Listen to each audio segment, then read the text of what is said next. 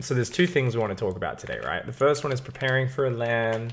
You want to go play some bigger LAN tournaments, and have you been to small kind of local LANs yet? I haven't been to a single one. Not a single one. Okay, awesome. All right, that's cool. So we've got plenty of things to talk about. Now, the first thing is your settings and making sure everything's set up and hotkeys. So, do you use customized hotkeys? Yes, I use an old version of the core that I changed a lot. Okay. So it's quite unique, I think, at this point. So what you need to do is you need to make sure you've saved your profile to a USB thumb drive, as well as on Google Drive, because sometimes you won't even be able to use a thumb drive at the LAN. I think DreamHack should be okay with that. But I Yeah. know like certain IEMs you can't. So make sure you've got that saved, because BattleNet half the time just won't save your hotkeys. And with the fancy setups like the core, it almost never does for whatever reason. And if you use any software like Razer Synapse or anything like that to modify hotkeys, like any sort of keyboard modifying software, you got to make sure you bring that on your thumb drive as well. Because if you get caught without that, it's a massive pain in the ass. And make sure you have Google backup codes if you plan on using something like Google Drive. Make sure you've got all your backup codes for all of your accounts, because the moment you log in from a new country or a new location, a lot of things will try to lock you out. And a Blizzard Authenticator. If you don't have one Okay. already, you can download that as an app on your phone. And that just makes life a lot easier, because your account won't be getting locked out. It should be whitelisted at these LANs. Usually you won't get locked out from StarCraft. But if you're going to a smaller LAN, then you always will, because you're going to a PC cafe with 20 people playing a tournament. They don't have a pass from Blizzard to do the event usually. And so the Blizzard server just picks up 20 people logging in from the same location, all not from where their accounts normally log in from, and everyone just gets locked out, and they just shut down the IP temporarily. So that can be a pain in the ass. So anyway, that's your basic how to not have totally screwed up stuff. The other stuff is just making sure your settings are really good, right? So first thing first is what I used to do. I can remember them mostly now, but honestly, I would probably print them out again, is a printout of all the, gameplay, graphics, sound, and mouse menus. Basically, all of your options menus in game. So let's see if my OBS is actually going to pick up in game. It is. So yeah, make sure your graphics, you've got like either a printout or a screenshot of it saved on your phone or something like that. Sound, because there's all these weird sound settings as well. Like I've had LANs in the early days where I'd go and like the voice response sounds is like on 0, and I'm used to it being at 80%, and it would just like I just wouldn't kind of things the experience would be different when I'm playing, and I'm already nervous. I'm playing at a LAN for the first time, and having your sound effects at a different volume to what you're used to can actually make you miss things a little bit more. Obviously mouse and keyboard is the most important. And did you ever read my blog on how to set up at a LAN, where it's just talking about like mouse and keyboard settings?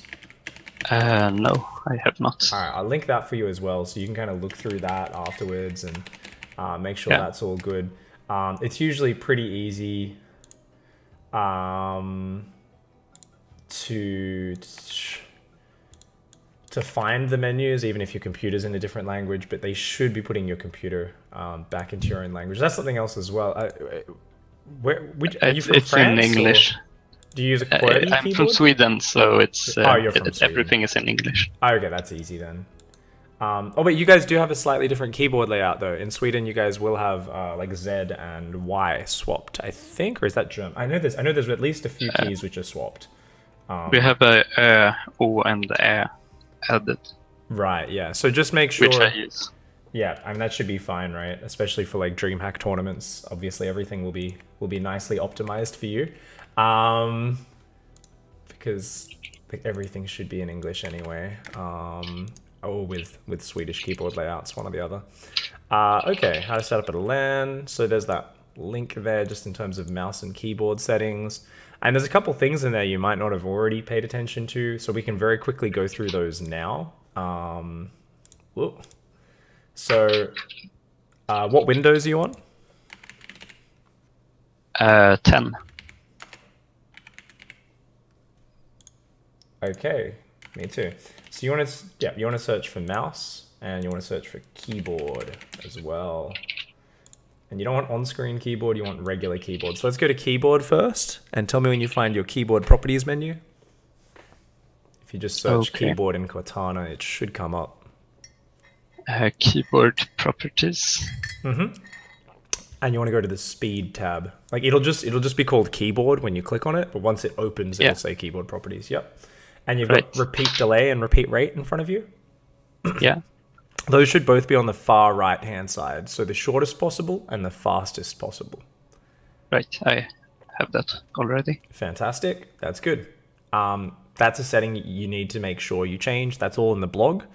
You need to make sure you change that. I remember trying to practice that Inferno there in Stockholm, and I couldn't access the setting. And trying to play Zerg vs Terran when you're trying to queue up like 30 Zerglings, and the Zerglings won't queue up as quickly when you're holding down Z, was like, it was just so bad because it would just mess up with my muscle memory really bad.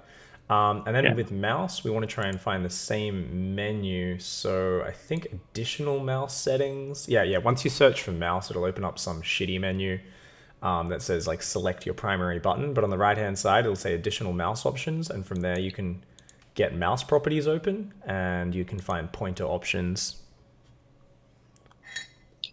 Right. And I see it on the blog as well. Cool, awesome. So you can go through and just check that's all fine. Question right now: do you use enhanced pointer precision? I do not. Awesome, I love you. All right, so you can go through and check all that later on. Let's not waste any more time today talking about that. Let's just talk about kind of mindset and builds and that sort of stuff really quickly, and just kind of go over a few important things. So basically, when it comes to going to a LAN, you know, it's really hard. Are you planning on playing random? Yes.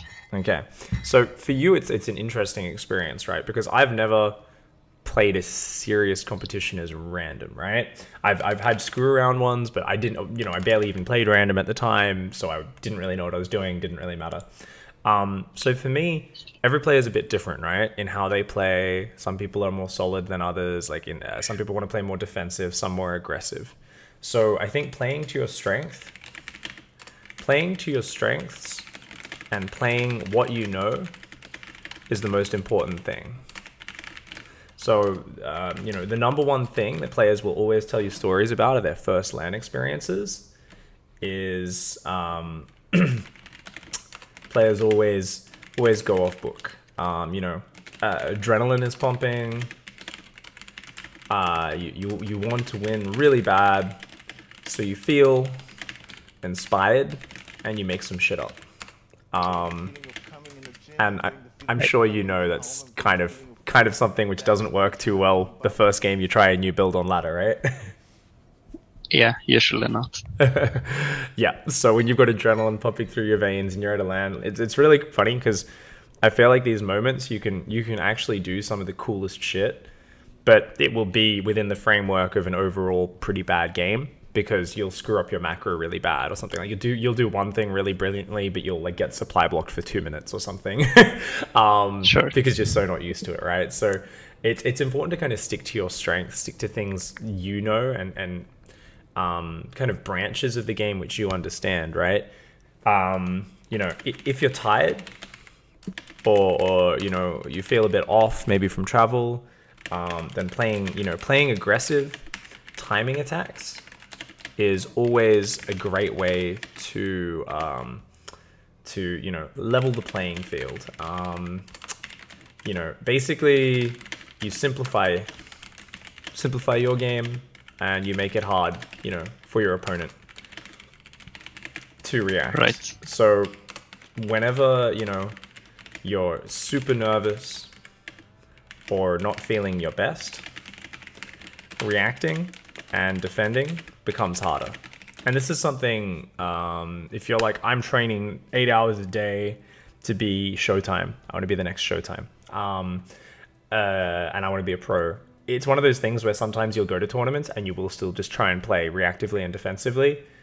knowing you're going to lose your first 10 tournaments doing that, because you're just trying to get better at it, right? And you're like, you're doing that. But for 95% of the players, even the ones who want to go pro, usually you start out playing a lot more aggressively. And this is what you see with all the champions. Flash, Neeb back in the day. You see all these guys when they're younger, they come out very aggressive out of the gates.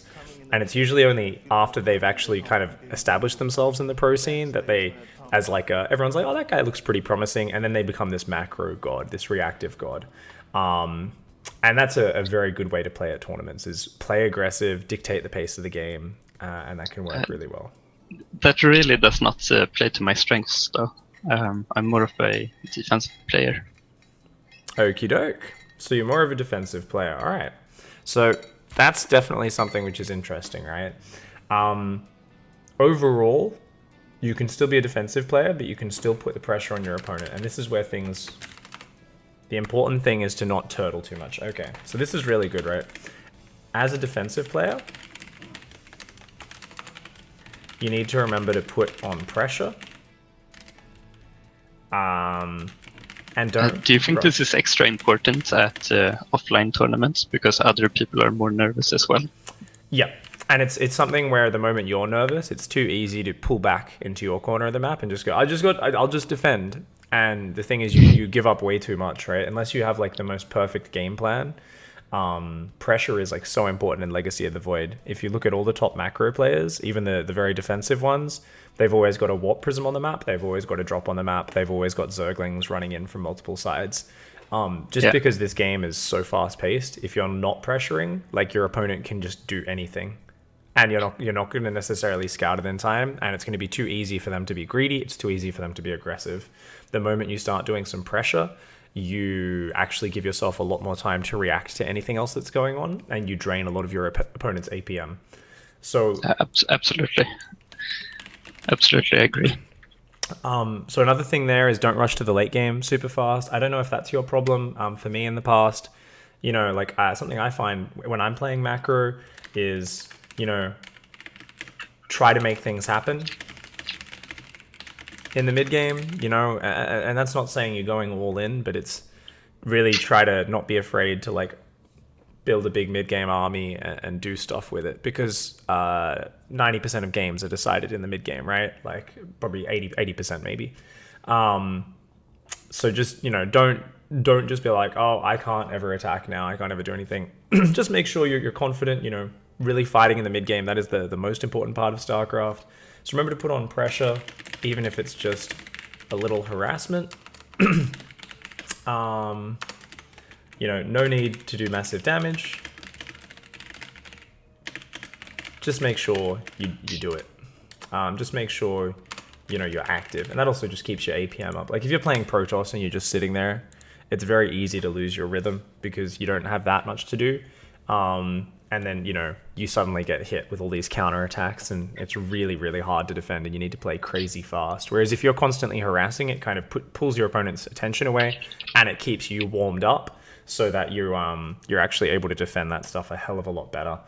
I always think back to Showtime versus Nurtio. I think it was Tours last year, if you remember, where there was like the Nidus Worm and the double Lurker Hydra drop at the same time. Where Showtime just put no pressure on, sat in his corner of the map. He had an army which should never have lost to Nurtio's army, but he just didn't push out with it, and he let Nurtio just have the freedom to be like, build 80 drones, set up perfect 4-pronged attack. How the hell are you going to deal with that? So I think that was a perfect example of someone trying to play too much of like if I just defend and build a perfect army, I'll win. But if he just had a warp prism out there poking around a lot more, if he moved into the middle of the map with his army once he got to 160, 170 supply, that game would have been Showtime's to lose. Right.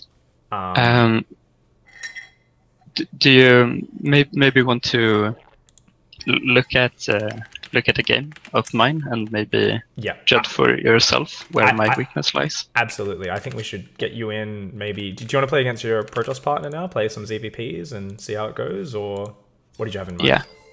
Awesome. That's exactly what I have in mind. Beautiful. All right. I'm going to make